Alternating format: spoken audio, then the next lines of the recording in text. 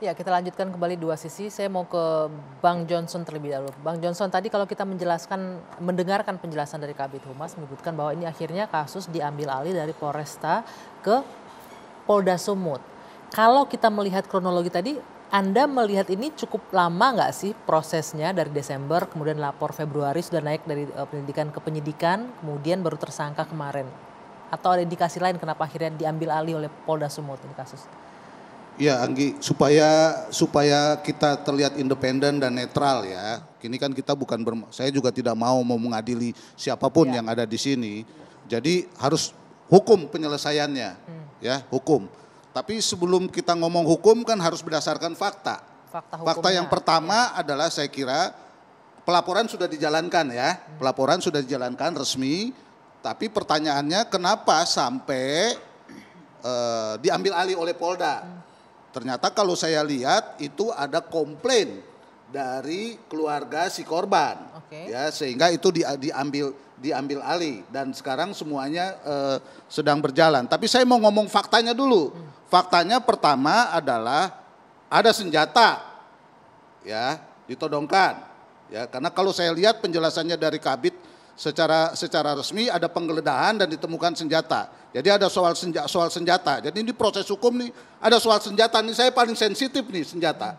Di rumah polisi. Nah, tapi harus dipastikan senjata itu ditodongkan ketika anak-anak ini berkelahi berdua. Iya, baik ditodongkan maupun itu senjata beneran, ada izinnya apa segala macam, itu tentu harus diproses. Benar, ya. Sekali lagi soal senjata ya. Sebentar, Bang. Tidak ada senjata yang dibawa pada saat kejadian itu. Pada jam 3 pagi ya, kalau penggeledahan kemarin ketemu senjata bisa jadi. Tetapi pada kejadian itu tidak ada senjata. Oke. Dari mana Ibu bisa bilang begitu? Apakah Ibu saksi? Karena ini proses hukum nih Bu. Iya, jangan sampai gini Bu, jangan sampai gini. Ibu ngomong begitu, toto diproses karena di penggeledahan dia ditemukan. Nggak mungkin orang polisi menggeledah Polda kalau dia tidak ada informasi awal Bu. Apalagi ini rumah seorang perwira menengah polisi loh Bu. Hati-hati loh Bu. Sebentar, ada Pak Hadi di sini. Pak Kabid Humas, sudah terkonfirmasikah kalau senjata ini adalah senjata yang digunakan ketika anak-anak ini berdua berkelahi di lokasi atau ditemukan saat penggeledahan usai peristiwa perkelahian? Jadi hasil penggeledahan kemarin oleh Pak Dirkrimum, kita tidak menemukan senjata yang dimaksud ya. Kita hanya menemukan waktu itu satu kotak kosong yang dalam kotak itu atau dalam kardus itu tertuliskan atau ada juga gambarnya airsoft gun. Kemudian yang kedua kita juga mengamankan barang bukti satu senjata mainan. Kemudian yang berikutnya juga kita kemarin mengamankan satu decoder CCTV. Jadi itu yang kita temukan di rumah hasil penggeledahan oleh Pak Dirkrimum kemarin. Artinya terkonfirmasi bahwa senjata ini tidak ada pada saat peristiwa perkelahian itu terjadi? Ya, seperti yang disampaikan oleh oleh Ibu Ken ya. Ibu Ken menyampaikan bahwa ada senjata dan sebagainya, makanya penyidik memastikan dengan melakukan penggeledahan dan kita menemukan yang tadi saya sampaikan itu. Oke, Pak Kabid, lalu bagaimana penjelasan tadi Bung Johnson bilang ini berarti ada indikasi lambat proses dari Polres sehingga akhirnya harus diambil alih. Harus ada nih alasan hukumnya ya Bang, kenapa harus diambil alih? Iya, karena itu kan penyidik Polres itu kan independen ya kan, walaupun saya mengapresiasi kecepatan dari Polda menangani ini. Karena kalau tidak ini akan meluas begitu ya. Apalagi sudah ada polemik, yang satu bilang tidak ada penganiayaan, yang satu bilang berkelahi. Sementara institusi dipertaruhkan karena ini kan peristiwanya terjadi di rumah seorang perwira menengah polisi dan disaksikan oleh yang bersangkutan di rumahnya gitu loh kan. Sementara institusi ini sedang berkampanye bahwa polisi ini harus jadi teladan, harus jadi penyelesaian problem. Tapi kalau dia membiarkan terjadi entah itu berkelahi, entah itu penganiayaan di rumahnya, saya kira ini sudah jadi masalah dan proses hukum ini tentu kita akan kontrol supaya keadilan ini ada sehingga tidak dikomplain lagi. Tadi poin Anda adalah diambil alih oleh Polda karena ada indikasi lambat prosesnya, Anda melihat itu berarti ya? Keberatan dari pihak si Keluarga, korban. oke. Bagaimana itu Pak Hadi? Sehingga Polda bertindak mengambil Pak Hadi, alih ini. keluarga Ya. keberatan dengan proses yang lambat artinya mungkin saja ada indikasi bahwa ada intervensi di kasus ini di tingkat Polres. Ya, kalau terkait dengan intervensi tentu kan penyidik juga bekerjanya berdasarkan aturan SOP dan mekanisme yang ada. Tapi walau demikian bahwa ini adalah bentuk responnya Bapak Kapolda terkait dengan komplain yang diberikan oleh Ibu Ken Admiral karena merasa tidak puas ataupun belum maksimalnya, sekali lagi, belum maksimalnya proses penyidikan yang dilakukan oleh Polrestabes Medan. Makanya hal ini dilakukan penarikan prosesnya untuk dilanjutkan di Polda Sumatera Utara. Demikian, Mbak. Oke, dalam hal ini kita patut apresiasi ya karena pihak Polda bekerja dengan cepat Ya, untuk tapi mengambil alih. kata belum maksimal itu kan harus ditindaklanjuti secara sempurna Apa penyebab tidak supaya maksimal itu ya? keadilan itu berdiri tegak. Karena kalau misalkan tidak sempurna, yang ini bilang begini, yang ini bilang begini, ini komplain lagi dua-duanya. Pak Hadi. Nantinya institusi lagi jadi taruhannya begitu Pak loh. Hadi, apakah ada indikasi belum maksimal ini karena ayah pelaku merupakan anggota Polri sehingga di Polres agak tersendat prosesnya? Kita melihat tidak ke sana, Mbak ya. Oke. Sekali lagi bahwa saya sampaikan ini adalah dua laporan polisi atau saling melapor. Jadi tentu penyidik juga saya sampaikan kembali mereka berhati-hati untuk bisa memfaktakan kedua laporan polisi ini.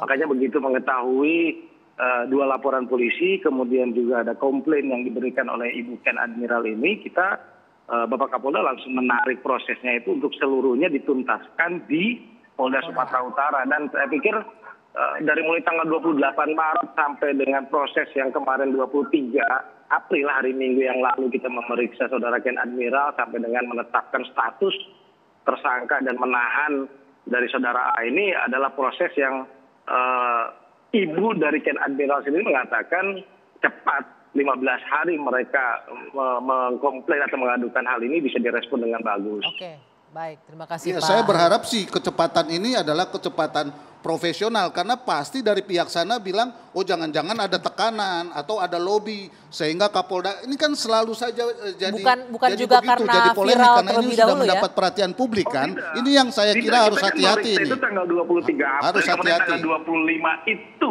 sore yang saya tahu sore itu juga sudah ada penetapan tersangka dari penyidik Oke. Krimum.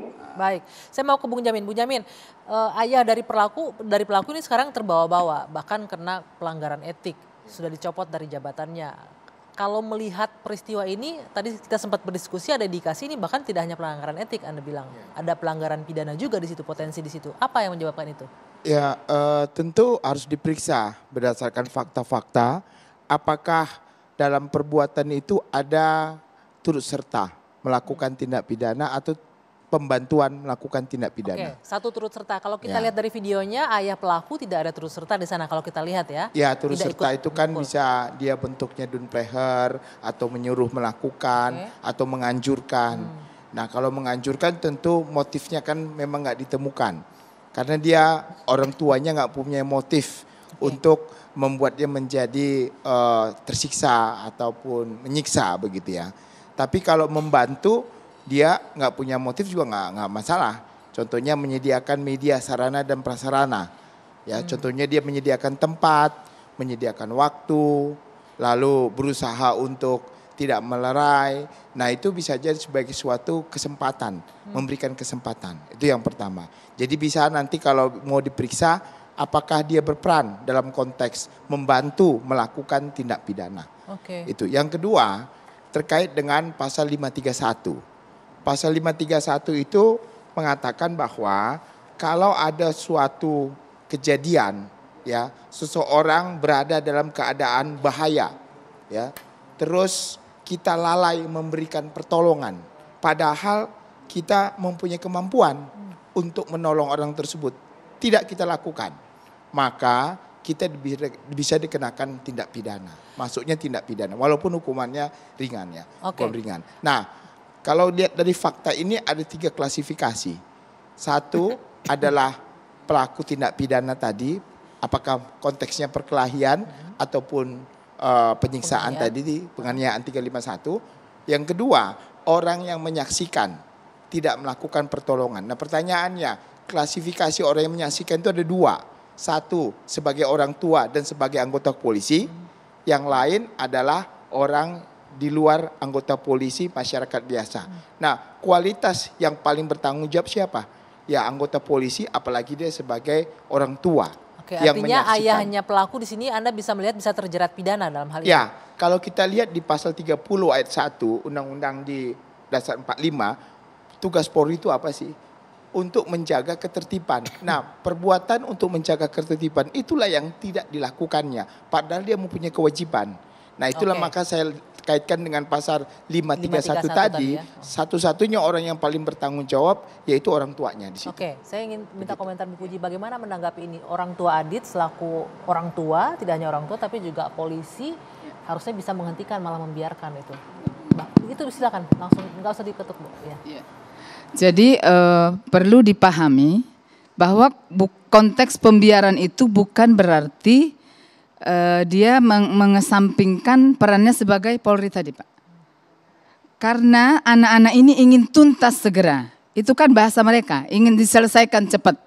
Jadi tidak ada berujung dendam lagi, besok lagi ketemu berantem lagi. Besok lagi ketemu berantem lagi. Konteks pidana itu bukan menjadi alasan yang membenarkan suatu perbuatan itu dilakukan Bu. Oke, silakan kalau itu nanti Bapak yang lebih paham. Tetapi saya hanya menambahkan seperti itu, bahwa adik saya Khairuddin Hasibuan itu dikatakan membiarkan karena supaya anak-anak ini tidak berulang kali lagi bolak-balik berantem. Jadi selesaikanlah kalian malam ini. Karena memang anak itu bilang mau diselesaikan saja cepat. Buktinya Pak, kita buka lagi DM-nya. Sesudah mereka malam itu berkelahi, sudah puas, sudah itu didamaikan, bersalaman, bermaafan, dan itu tidak terpaksa ya, bisa dilihat tidak terpaksa, bisa dilihat videonya. Dan besoknya mereka sudah chattingan lagi. Bagaimana Lek kabarmu? Ya masih lebam-lebam dikit. Nah itu bisa dibaca nanti. Ya udah ya, udah puas ya. Korban melapor pada akhirnya ya. Walaupun pada akhirnya korban melapor. Nah, jadi ini juga saya minta diluruskan. Sebenarnya yang korban dan pelaku siapa? Aditya pun penuh dengan luka-luka tetapi tidak diupload. Ada apa ini? Kenapa hanya si Ken ini yang diupload? Ada peran besar dari akun Mazini ini. Siapa ini? Yang memviralkan hanya satu pihak. Padahal ini dua anak muda yang secara emosional tidak jauh berbeda. Nah, jadi harusnya berimbang, Pak. Mohon maaf, Harusnya berimbang.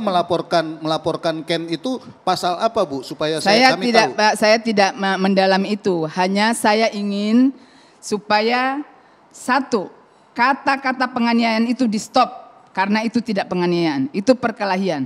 Dan kata-kata bahwa pelakunya hanya Aditya dan korbannya adalah korbannya. Kan polisi sudah menetapkan menjadi tersangka. Iya, tapi kan masih bisa ditinjau ulang Bapak. Ya, masih bisa ditinjau ulang. Karena tersangka. ini perkelahian, hanya karena tidak seimbang. Karena memang keponakan saya si Aditya ini adalah atlet judo. Iya enggak. Jadi wajar kalau dia akhirnya jangan itu kalah. Ibu jangan bilang wajar karena saya juga orang bela diri. Bela diri itu berkelahi itu bukan sesuatu penyelesaian yang benar, apalagi di rumah orang tuanya yang polisi. Ibu jangan bilang wajar. Karena kan didatangin tengah malam, jangan, Bapak. Jangan Bu. Ibu, karena didatangin tengah malam. Saya mohon maaf Bu, Ya. Ibu jangan begitu karena itu hanya akan memperuncing masalah Bu. Jadi lebih baik kita mengandalkan hukum saja, jangan ini wajar kalau udah orang bela diri Bu, nggak bisa seolah-olah berkelahi di apalagi di rumah itu.